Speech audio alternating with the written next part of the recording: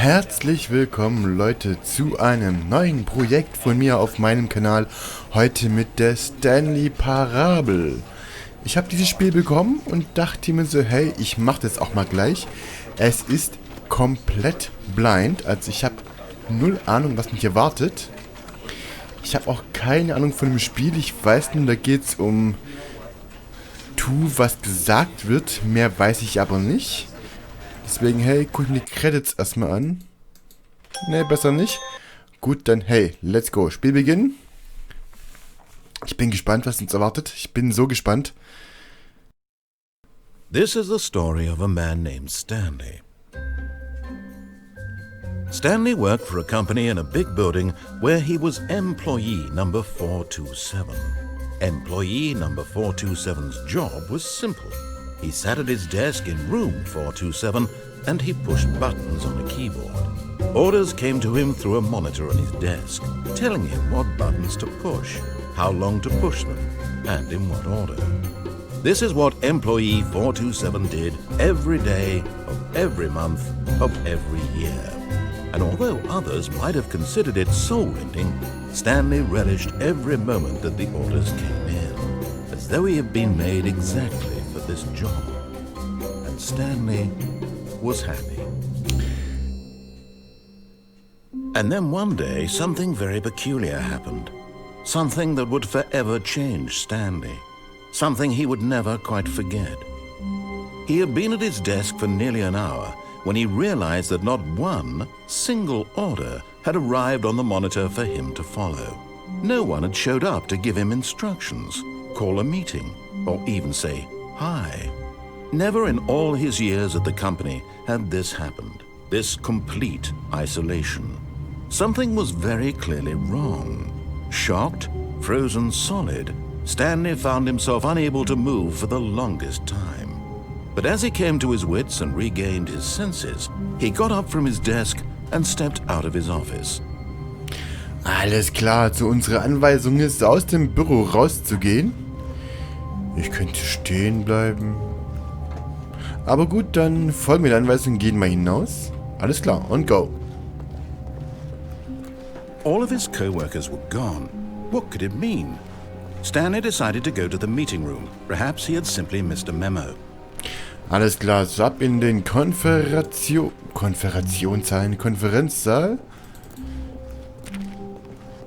Nette Gegend hier. Wunderbar schöne Gegend. Aber hey, mir gefällt's überhaupt nicht. Es ist so stupide langweilig. When Stanley came to a set of two open doors, he entered the door on his left. Okay, links oder rechts, das ist eine gute Frage jetzt. Das Spiel sagt links, aber meine Intuition sagt, hey, geh mal rechts lang. Ich denke mal, ich gehe trotzdem links rein. Wobei, ich bin eher so der Revoluzer. Wobei, eigentlich heißt es links lang. Alter, ich bin gerade sowas von unentschieden. Ich weiß es nicht. Okay, machen wir so. Wir gehen links. Ah, nein, doch nicht.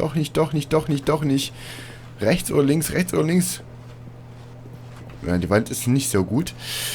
Komm, wir gehen links rein. Ja, komm. Links. Perfekt. Wir folgen der Anweisung heute mal. Yet there was not a single person here either. Feeling a wave of disbelief, Stanley decided to go up to his boss's office, hoping he might find an answer there. Wunderbar, also ab zum Büro vom Chef. Was steht denn hier drin? Push, okay. Also wenn ihr irgendwie einen Plan wollt, wie ihr Geld machen könnt, hier habt ihr was. Sehr schick. Sehr, sehr schick. Aber gut, weiter. Broom closet. Stanley stepped into the broom closet, but there was nothing here, so he turned around and got back on track. Alles klar, danke. Netter Räumchen, gefällt mir, hat was. So. Coming to a staircase, Stanley walked upstairs to his boss's office. Dieses Mal folgen wir nicht der Anweisung. Wir gehen nach unten. But Stanley just couldn't do it. He considered the possibility of facing his boss. Admitting he had left his post during work hours, he might be fired for that. And in such a competitive economy, why had he taken that risk? All because he believed everyone had vanished? His boss would think he was crazy. And then something occurred to Stanley. Maybe, he thought to himself, maybe I am crazy. All of my co-workers blinking mysteriously out of existence in a single moment for no reason at all? None of it made any logical sense. And as Stanley pondered this, he began to make other strange observations. For example, why couldn't he see his feet when he looked down? Why did doors close automatically behind him wherever he went? And for that matter, these rooms were starting to look pretty familiar. Were they simply repeating? No, Stanley said to himself, this is all too strange. This can't be real. And at last, he came to the conclusion that had been on the tip of his tongue. He just hadn't found the words for it. I'm dreaming, he yelled. This is all a dream. Oh, what a relief Stanley felt to have finally found an answer, an explanation. His co-workers weren't actually gone. He wasn't going to lose his job. He wasn't crazy after all. And he thought to himself, I suppose I'll wake up soon. I'll have to go back to my boring real-life job pushing buttons. I may as well enjoy this while I'm still lucid. So, he imagined himself flying and began to gently float above the ground. Then he imagined himself soaring through space on a magical starfield, and it too appeared. It was so much fun, and Stanley marveled that he had still not woken up. How was he remaining so lucid? And then perhaps the strangest question of them all entered Stanley's head. One he was amazed he hadn't asked himself sooner. Why is there a voice in my head dictating everything that I'm doing and thinking? Now the voice was describing itself being considered by Stanley, who found it particularly strange. I'm dreaming about a voice describing me, thinking about how it's describing my thoughts, he thought. And while he thought it all very odd and wondered if this voice spoke to all people in their dreams, the truth was that, of course, this was not a dream. How could it be? Was Stanley simply deceiving himself, believing that if he's asleep, he doesn't have to take responsibility for himself? Stanley is as awake right now as he's ever been in his life. Now, hearing the voice speak these words was quite a shock to Stanley. After all, he knew for certain, beyond a doubt, that this was in fact a dream. Did the voice not see him float and make the magical stars just a moment ago? How else would the voice explain all that? This voice was a part of himself too. Surely, if he could just... He would prove it. He would prove that he was in control, that this was a dream. So he closed his eyes gently, and he invited himself to wake up. He felt the cool weight of the blanket on his skin, the press of the mattress on his back, the fresh air of a world outside this one. Let me wake up, he thought to himself. I'm through with this dream. I wish it to be over. Let me go back to my job. Let me continue pushing the buttons. Please, it's all I want. I want my apartment, and my wife, and my job. All I want is my life exactly the way it's always been. My life is normal. I am normal. Everything will be fine. I am okay.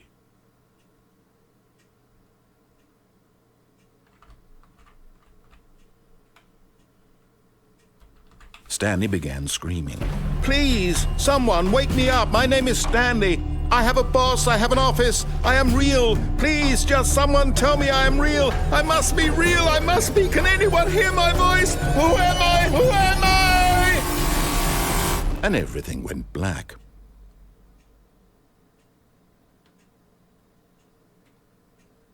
This is the story of a woman named Mariella.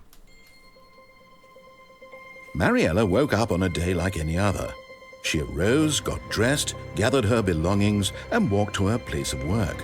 But on this particular day, her walk was interrupted by the body of a man who had stumbled through town talking and screaming to himself, and then collapsed dead on the sidewalk. And although she would soon turn to go call for an ambulance, For just a few brief moments, she considered the strange man. He was obviously crazy. This much she knew. Everyone knows what crazy people look like. And in that moment, she thought to herself how lucky she was to be normal. I am sane. I am in control of my mind. I know what is real and what isn't. It was comforting to think this, and in a certain way, seeing this man made her feel better. But then she remembered the meeting she had scheduled for that day, the very important people whose impressions of her would affect her career, and by extension, the rest of her life. She had no time for this, so it was only a moment that she stood there, staring down at the body. And then she turned and ran. Okay.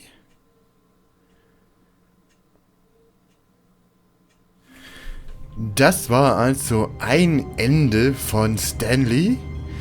Wir sind quasi gestorben durch Verrücktheit. Interessante Idee. Ja, und das war auch die erste Folge von Stanley mit einem sehr interessanten Ende. Ich bin gespannt, wie viele Enden wir noch zu sehen bekommen. Es würde mich freuen, wenn ihr weitere Videos von mir anschaut. Die kommen da rechts, links. Auf jeden Fall lasst einen Daumen, einen Kommentar da, wie es euch gefallen hat. Von mir gab es zwar nicht viel zu hören, aber die Geschichte ist sehr interessant und ein bisschen spooky. Aber gut, das war Stanley Parabel für heute. Ich wünsche euch was, euer Kero. Tschüssi.